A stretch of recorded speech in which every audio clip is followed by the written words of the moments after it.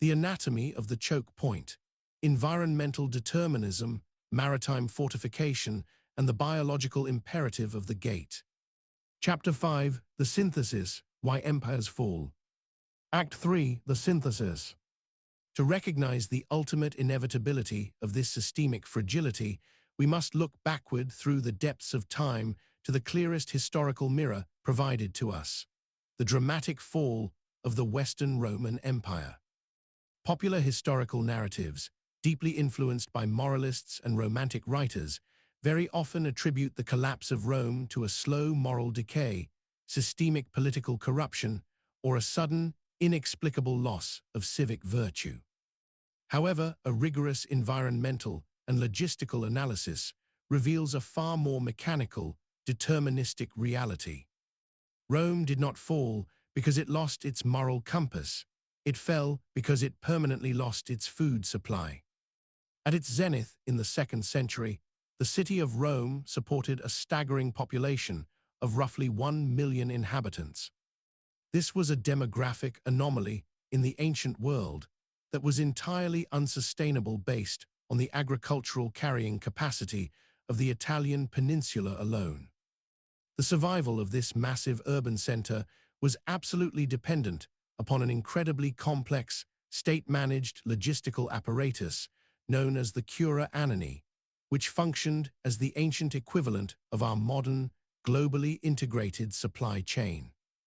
The true lifeblood of the Roman Empire was not crude oil or natural gas, but grain.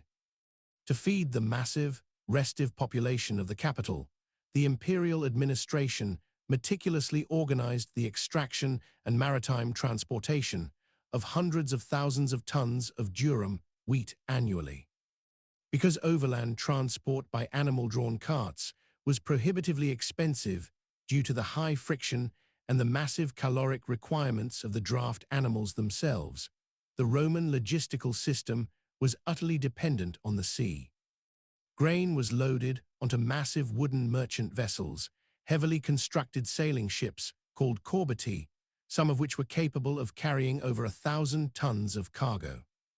These vessels functioned as the supertankers of antiquity, navigating the treacherous Mediterranean waters. The ultimate source of this immense caloric wealth lay primarily in two highly fertile regions: Egypt, which reliably fed the Eastern Empire, and the immensely productive diocese of Africa, comprising modern-day Tunisia and northern Algeria, which served as the indispensable breadbasket for the West. The fatal vulnerability of the Western Roman Empire was its absolute, inflexible geographic dependence on the North African grain shipments traversing the Mediterranean choke points. This extreme vulnerability was decisively exploited not by an overwhelming, technologically superior military superpower, but by an opportunistic, migrating Germanic tribe known to history as the Vandals. Pushed steadily westward by the chaotic demographic migrations of the era, the Vandals, led by their strategically brilliant king Geiserik, crossed the Strait of Gibraltar into North Africa in the year 429 AD. Moving methodically eastward across the African continent over the course of a decade, Geiserik specifically targeted the ultimate prize of the Roman logistical system. In October of 439 AD, the Vandals launched a devastating surprise attack and captured Carthage, the administrative and economic heart of Roman Africa. By doing so, they seized not only the highly productive agricultural hinterlands, but also the harbor and the vital Roman merchant fleet docked safely within it.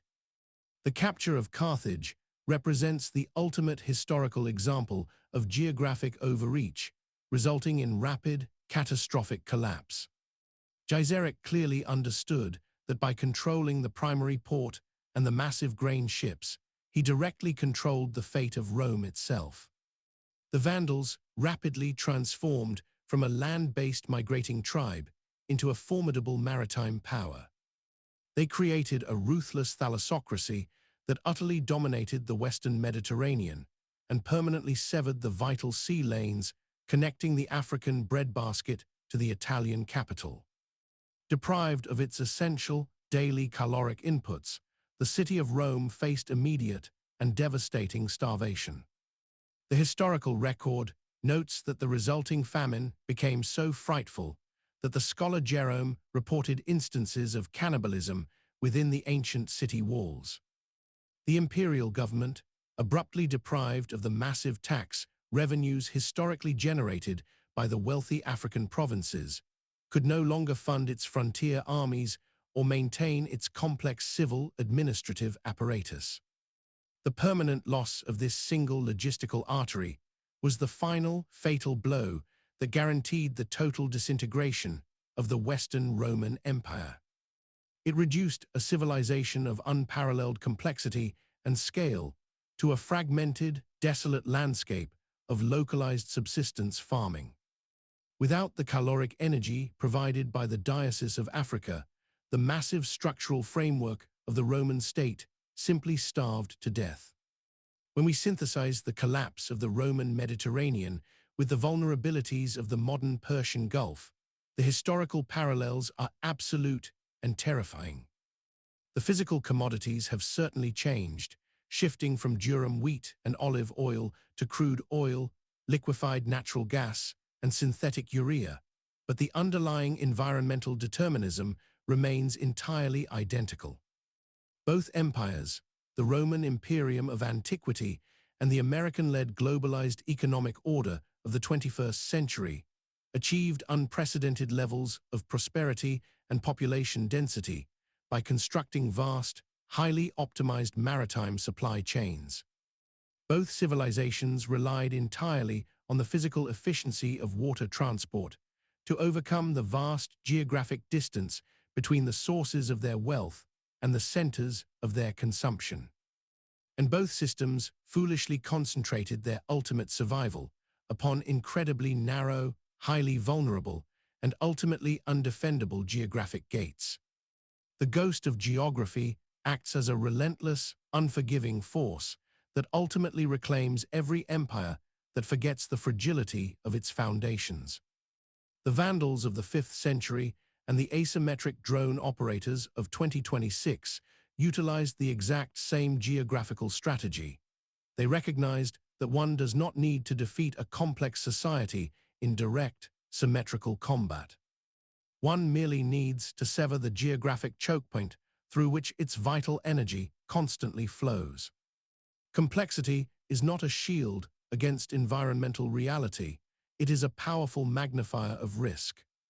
Whether the disrupted cargo is the grain necessary to feed 1 million Roman citizens or the synthetic fertilizer required to sustain billions in the modern era, the mechanism of collapse is identical.